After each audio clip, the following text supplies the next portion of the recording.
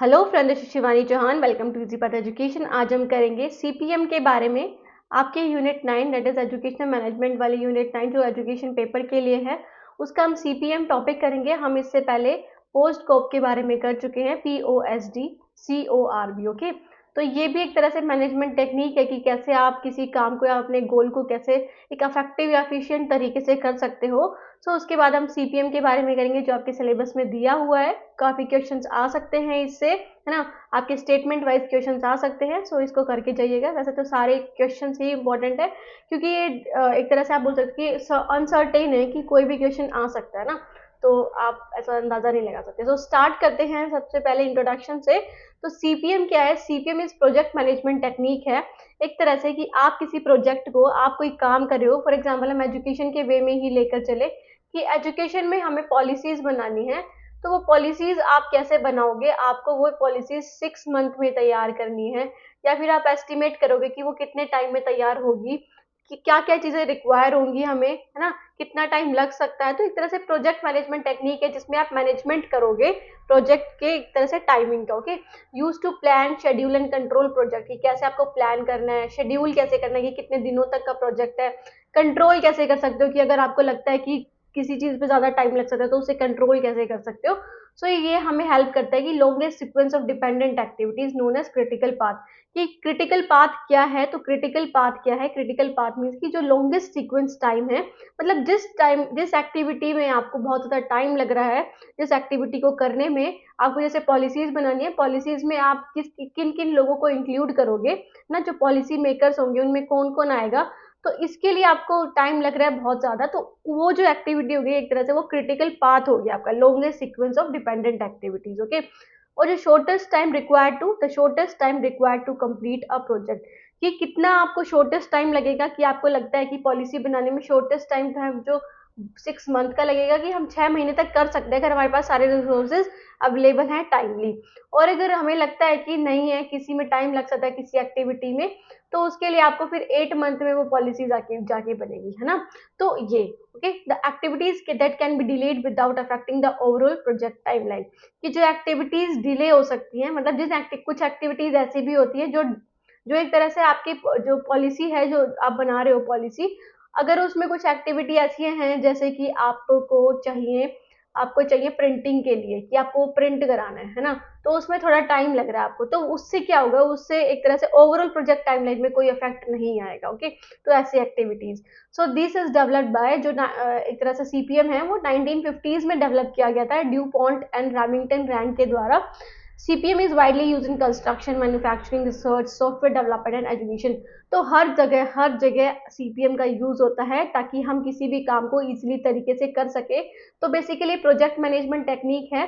तो आपको ये जो प्रोजेक्ट एरियाज होते हैं, कंपनीज होती हैं, बिजनेस होते हैं, मैन्युफैक्चरिंग प्रोजेक्ट जो होते हैं उनमें काम आता है। जैसे कंस्ट्रक्शन में कि एक काम को, फॉर एग्जांपल एक बिल्डिंग बनानी है ना, एक बिल्डिंग बनानी है हमें, तो उसको कंप्लीट होने में कितना टाइम लगेगा, तो उसके लिए कितने वर्कर्स चाहिए होंगे, कितना मटेरियल चाहिए होगा, है ना, बनाने के लिए कितना स्टाफ चाहिए होगा, वर्कर में आ गया, है ना। तो वो सारी चीजें देखना कि कितने चाहिए होंगे, कितना हमें टाइम लगेगा इसको बनाने में। तो हर जगह में काम आता है, जैसे कंस्ट्रक्शन में, मैन्युफैक्चरिंग में, रिसर्च में, सॉफ्टवेयर डेवलपमेंट में और एजुकेशन में भी काम आता है सीपीएम। ओके, तभी आपके एजुकेशन के सिलेबस में है कि आप इसे क्या कर सकते हो सीपीएम के जरिए, कि जब आप एजुकेशन फील्ड में जाओगे तो किसी प्रोजेक्ट को करने के लिए आपको कितना लॉन्गेस्ट टाइम लगेगा। फॉर एग्जाम्पल रिसर्च, है ना, रिसर्च को करने के लिए आपको लॉन्गेस्ट टाइम कितना लगेगा, क्या क्या फैक्टर्स है, कौन सा क्रिटिकल पाथ है ऐसा जिस जो एक तरह से लॉन्गेस्ट ड्यूरेशन का होगा, जिसको आप कम कर सकते हो, मिनिमाइज कर सकते हो सीपीएम के थ्रू। ओके, सो स्टार्ट करते हैं। जो सीपीएम है, CPM whether in education, construction, IT और manufacturing, CPM provides a structured approach to identifying key tasks, minimizing delays and optimizing resources। तो बेसिकली जो सीपीएम है दैट इज क्रिटिकल पाथ, है ना, ये जो क्रिटिकल पाथ मैनेजमेंट है आपका, वो किस में काम आता है? एजुकेशन, कंस्ट्रक्शन, आईटी सब में काम आता है। इसका मेन एम क्या होता है कि एक तरह से स्ट्रक्चर्ड अप्रोच तैयार करना, मतलब स्टेप बाय स्टेप्स आप ध्यान में रख लो कि ये काम इतने दिन में होएगा, दूसरा काम इससे थोड़े कम दिन में होगा। तो आप एक तरह से प्लान बना लोगे एक्टिविटीज का, कि आपको इस टाइम में ये खत्म करना है। तो उससे क्या होगा, आपकी जो डिलेज है ना, जिसमें आपको ज़्यादा टाइम लगता है, आप उसको पहले से ही बना के रख लोगे कि अगर ऐसा डिले हुआ तो आप उसको कैसे शॉर्टर कर सकते हो। ओके, और ऑप्टिमाइजिंग रिसोर्सेज की रिसोर्सेज को यूटिलाइज करो ज़्यादा से ज़्यादा, है ना ये। उसके बाद है स्टेप्स इन सीपीएम एनालिसिस, कि आप कैसे करते हो, सीपीएम एनालिसिस होता कैसे है।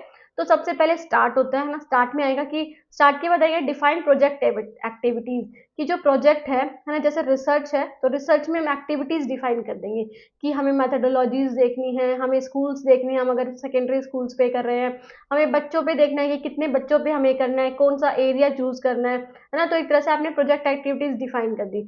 डिटरमाइन एक्टिविटी सीक्वेंस, अब आप सीक्वेंस वाइज करोगे कि सबसे पहले आप क्या करोगे, सबसे पहले आप लाइब्रेरीज में जाके, है ना, या फिर ऑनलाइन आप क्या करोगे, रिसर्च पेपर्स देखोगे, जो पहले से उस टॉपिक से रिलेटेड कुछ रिसर्च हो रखी होगी उसको देखोगे, रिव्यू ऑफ रिलेटेड लिटरेचर करोगे।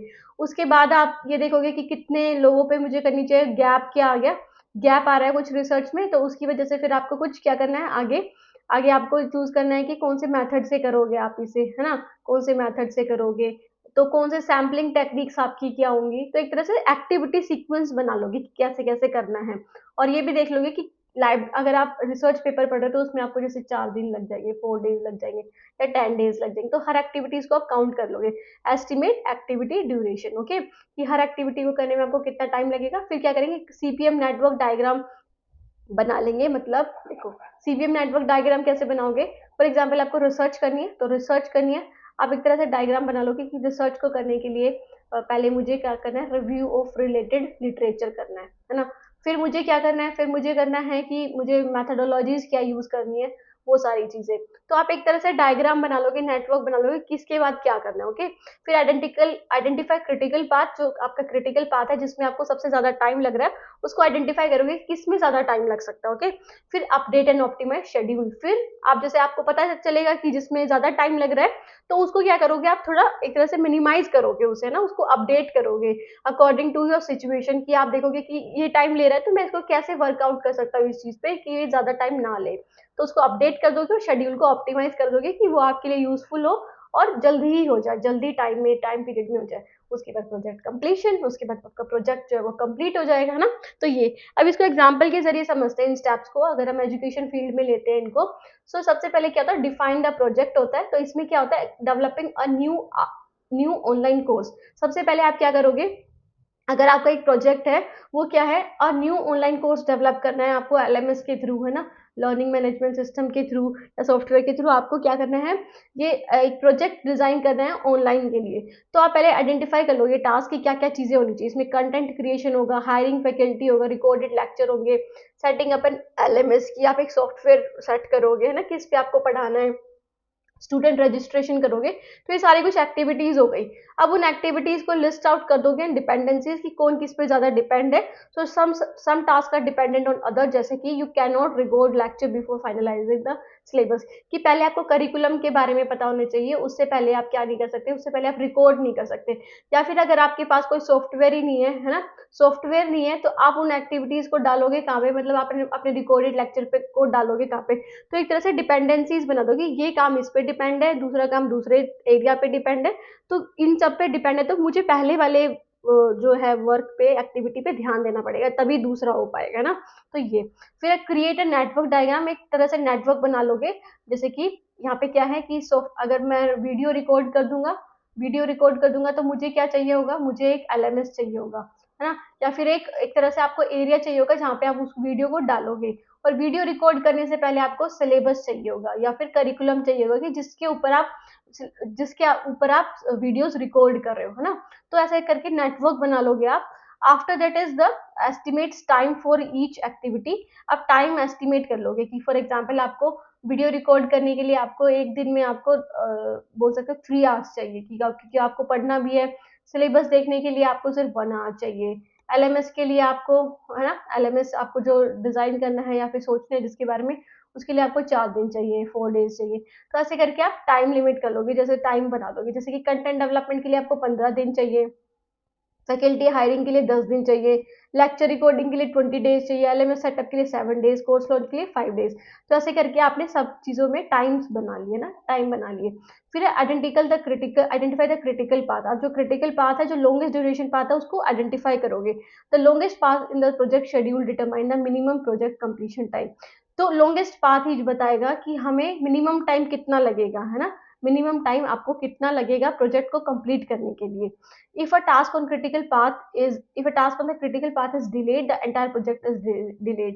कि अगर क्रिटिकल पाथ पे अगर कोई जो है, जो क्रिटिकल पाथ है, मतलब जो बहुत ज्यादा लंबे समय का है, कोई कोई एक तरह से आप बोल सकते हैं, जैसे लेक्चर रिकॉर्डिंग में आपको टाइम लग रहा है बहुत ज्यादा, है ना, लेक्चर रिकॉर्डिंग में आपको 10 दिन और एक्स्ट्रा लगेंगे, बिकॉज जैसे शादी वगैरह है, या फिर आप बीमार थोड़े चल रहे हो, आपको वीकली अपॉइंटमेंट लेनी पड़ती है, तो उससे आपको क्या होगा, उससे पूरा टास्क ही क्या हो जाएगा, इंक्रीज हो जाएगा 10 डेज पे, है ना, 10 दिन और लग जाएंगे आपको इनके अलावा भी। So monitor and adjust. फिर आप क्या करोगे, फिर non critical activity has slack.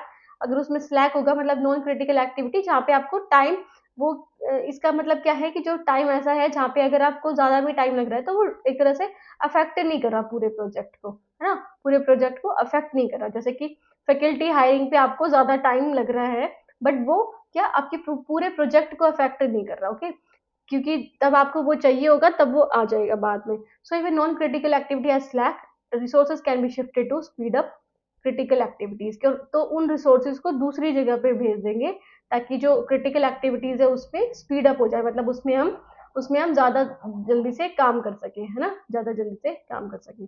तो ये है steps of in CPM analysis. इसके बाद बात करते हैं कि कहाँ कहाँ यूज होते हैं application of CPM different field. अगर हम डिफरेंट फील्ड के बारे में बात करें तो कहाँ कहाँ यूज होते हैं, सबसे पहले तो कंस्ट्रक्शन में, जैसे use in building project to schedule material procurement, कि कितना मटेरियल आपको चाहिए बनाने के लिए, लेबर कितना चाहिए इंस्पेक्शन के लिए ना, तो वो सारी चीजें। एजुकेशन में आप करिकुलम प्लानिंग के लिए, कोर्स डेवलपमेंट के लिए, इवेंट मैनेजमेंट के लिए ये सीपीएम यूज कर सकते हो। सॉफ्टवेयर डेवलपमेंट में आप प्लानिंग, कोडिंग के लिए, टेस्टिंग के लिए, डिप्लॉयमेंट के लिए आप क्या कर सकते हो, ये सॉफ्टवेयर डेवलपमेंट, ये जो सीपीएम है उसको यूज कर सकते हो। मैन्युफैक्चरिंग में भी यूज होगा, जैसे ये प्रोडक्शन शेड्यूल्स में, सप्लाई चेन में, कि प्रोडक्शन करने में, किसी काम को जो प्रोड्यूस करने में, है ना, आपको जैसे ईयरबड्स बनाने हैं for the population of India, तो उसमें आपको कितना टाइम लगेगा, क्या क्या रिसोर्सेज चाहिए होंगे, कितने लोग चाहिए होंगे, तो वो सारी चीजें आप सीपीएम के थ्रू कर सकते हो with a minimum time, okay. फिर है यूज इन, अब ये रिसर्च एंड डेवलपमेंट में भी यूज हो सकता है, use in scientific project, drug trials and innovation strategies. तो रिसर्च एंड डेवलपमेंट में भी यूज होता है। तो काफी सारे सेक्टर्स है जहाँ पे सीपीएम को हम यूज कर सकते हैं। उसके बाद आते हैं हम लिमिटेशंस पे, कि इसकी लिमिटेशंस क्या है। 7 नहीं आएगा यहाँ पे, ये गलती से हो गया, ठीक है। तो लिमिटेशंस ऑफ सीपीएम क्या है, सो कॉम्प्लेक्सिटी होती है इसमें, required detail planning and expertise. तो सबसे पहले सीपीएम कौन कर सकता है, मतलब इस पाथ को, इस मैनेजमेंट रूल को, प्रोजेक्ट मैनेजमेंट को कौन कर सकता है ना, कौन अच्छे से हैंडल कर सकता है, तो जिसके पास एक्सपर्टीज हो उसकी चीज के लिए, है ना, उसको पता हो कि टाइम कैसे कितना लगेगा। फॉर एग्जाम्पल रिसर्च करनी है ना, रिसर्च एंड डेवलपमेंट का करना है, तो किसको पता होगा कि कितना टाइम लगेगा, जो जिसने उस तरह से उसमें एक्सपर्टीज ले रखी हो, है ना, रिसर्च में एक्सपर्टीज ले रखी हो, कि इतना टाइम तो लग ही जाता है। जैसे आपके सुपरवाइजर है, उनको पता होगा कि इतना टाइम लग जाता है, तो आप उनकी हेल्प ले सकते हो, है ना। तो इसमें क्या है, एक्सपर्टीज चाहिए होती है, डिटेल्ड प्लानिंग चाहिए होती है, बहुत अच्छे से प्लान करना होता है। अनसर्टेनिटी भी हो सकती है, कि कुछ ऐसी चीजें भी हो सकती है जो एक तरह से सर्टेन नहीं है, जो कभी भी हो सकती है। जैसे कि हमने पहले जो कोरोना का टाइम आया था, कोविड का टाइम, है ना, कोविड का टाइम आया था, तो लोगों ने सोचा भी नहीं था कि कोविड आएगा, और अपना सिलेबस, करिकुलम वगैरह सब बना के रखा हुआ था। बट कोविड का टाइम आ गया, तो सारा जो सिलेबस है, सारा जो करिकुलम है, जो सारा स्ट्रक्चर है, वो बिल्कुल चेंज हो चुका था। तो वो अनसर्टेन था, उसके लिए किसी ने भी प्लानिंग नहीं की थी, ओके। फिर है रिसोर्स कॉन्स्टेंट। तो रिसोर्सेज, लिमिटेड रिसोर्स में कोज अनएक्सपेक्टेड डिलेज, कि कभी कभी ऐसा भी हो सकता है कि रिसोर्सेज ही ना अवेलेबल हो, रिसोर्सेज ही खत्म हो जाए, या फिर बहुत कम हो, तो जिससे अनएक्सपेक्टेड डिलेज भी काम में हो सकते हैं। डजेंट हैंडल प्रोबेबिलिटीज, की जो हम सोच के चलते हैं ना, प्रोबेबिलिटीज, ये जो अनसर्टेनिटी है उसको हैंडल नहीं करता ये। जैसे पर्ट, जिसके बारे में हम नेक्स्ट क्लास में बात करेंगे, PERT, that is program evaluation review techniques. तो उसकी तरह ये अनसर्टेनिटीज को हैंडल नहीं करता, मतलब इसमें प्रोबेबिलिटीज नहीं होती, आप सोच के नहीं चलते, आप बिल्कुल एक तरह से आप बोल सकते हो, आप श्योर होके चलते हो कि इतना ही टाइम लगेगा, है ना, आप श्योरिटी लेके चलते हो कि इसके अलावा और कोई उसमें अनसर्टेनिटी या फिर कोई भी ऐसा चीज़ नहीं आ सकती, अब जो मैंने प्लान किया बस वही होगा। ओके, उसी तरह से होता है। तो CPM does not consider uncertainty, कि जो आने वाले फ्यूचर में जो आपको कोई भी प्रॉब्लम आ सकती है उसको लेकर नहीं चलता। कौन? That is CPM. ओके, तो ये कुछ इसकी लिमिटेशंस थी, ऐसे आपको पेपर में आ सकता है। तो आपके पेपर में पूछा जा सकता है कि, एक मिनट में आपको बता देती हूँ पेपर में कैसे पूछा जा सकता है, जस्ट अ मिनट। सो अगर हम बात करें कि आपके पेपर में कैसे पूछा जा सकता है सीपीएम के बारे में, तो आपको ये बोल देंगे which of the following statement is true, which of the following statement is true about CPM. Okay, CPM के बारे में आपको ये बोल देंगे। या फिर एक क्वेश्चन पूछा भी गया था कि who developed the concept of CPM. ठीक है, ये क्वेश्चन पूछा भी गया था, बट आजकल ये डायरेक्ट क्वेश्चन बहुत कम देखने को मिलते हैं। अगर हम बात करें स्टेटमेंट के क्वेश्चन ज़्यादा थे, तो स्टेटमेंट में आपको दे दिया जाएगा कि पहले तो फुल फॉर्म दे दी जाएगी, जो कि गलत भी हो सकती है सही भी हो सकती है ना, फुल फॉर्म दे दी जाएगी। सेकंड दे दिया जाएगा कि स्टेप्स के बारे में, कि पहले ये होता है। तो सीपीएम में ये बोल सकते हैं CPM handles the uncertain projects, है ना। ऐसे एक स्टेटमेंट दे दी जाएगी जो कि गलत होगी, जो आपको पहचाननी पड़ेगी, है ना। CPM handle the uncertain projects, है ना। तो ऐसे करके आपको स्टेटमेंट दे दी जाएगी। सी स्टेटमेंट दे दी जाएगी कि इसमें क्या होता है, सीपीएम जो है वो किसके द्वारा डिस्कवर किया गया था, एक तरह से उसमें गलत या सही नाम जैसे भी है वो दे सकते हैं। ओके, और फिर दे सकते हैं कि कैसे, मतलब कहाँ कहाँ पे यूज होती है, कि CPM only use in project management. Okay, project बनाने के लिए या फिर कंस्ट्रक्शन के लिए ये काम आता है सीपीएम। तो ऐसे करके आपको 4 स्टेटमेंट दे दी जाएंगी, उनमें से कुछ सही होंगी, है ना। बोल देंगे कि ए बी सी ऑप्शन सही है, बी और सी सही है, या फिर डी और ए सही है। तो ऐसे करके आपको ऑप्शन दे दी जाएंगी, फिर आपको टिक लगाना है कि कौन सा सही है। तो ऐसे क्वेश्चन सब देखने को मिलते हैं, तो इसी तरह से तैयारी करके जाइएगा पूरा। अगर अच्छे से पढ़ोगे तो आपको अच्छे नंबर मिल सकते हैं। आप इसमें एक तरह से आप बोल सकते हो कि इसमें ये बहुत ही छोटा सा और आसान सा टॉपिक है, जहाँ पे आप बहुत इजीली मार्क्स गेन कर सकते हो। ओके, डायरेक्ट क्वेश्चन ही पूछा जाएगा, इतना हार्ड क्वेश्चन नहीं पूछा जाएगा। ओके, सो स्टूडेंट्स, ये थी आज की हमारी क्लास। आज हमने पढ़ा सीपीएम के बारे में, है। सीपीएम के बारे में हमने पढ़ा कि सीपीएम क्या है, प्रोजेक्ट मैनेजमेंट टेक्निक है जो क्रिटिकल पाथ को एनालाइज करती है। कोई भी कंफ्यूजन, कोई भी डाउट रह गया हो इस टॉपिक से रिलेटेड, तो आप कमेंट सेक्शन में कमेंट कर सकते हैं। और बाकी भी बहुत सारी वीडियोस आएंगी आपके जो पूरे एजुकेशन का जो सिलेबस है, आपका एजुकेशन का पेपर 2 का सिलेबस यूजीसी नेट के लिए, उसकी सारी वीडियोस डे बाय डे डाल दी जाएंगी। आप ये मान के चलो कि एक दिन में 3 या 4 वीडियोस तो आपको देखने को मिल ही जाएंगी। तो जल्दी से पेपर मैं करा दूंगी, ताकि आप आने वाले जब आपके जो एग्ज़ाम आएंगे अब जून के, है ना, जून 2025 के, तो उस तक आपकी तैयारी बहुत अच्छे से, बहुत बेहतर ढंग से हो जाए। Thank you so much friend for watching the video, and also don't forget to subscribe, and if you like the video you can like also, you have to like, या फिर प्लीज लाइक इट, है ना। So thank you so much student for watching the video. Bye, take care.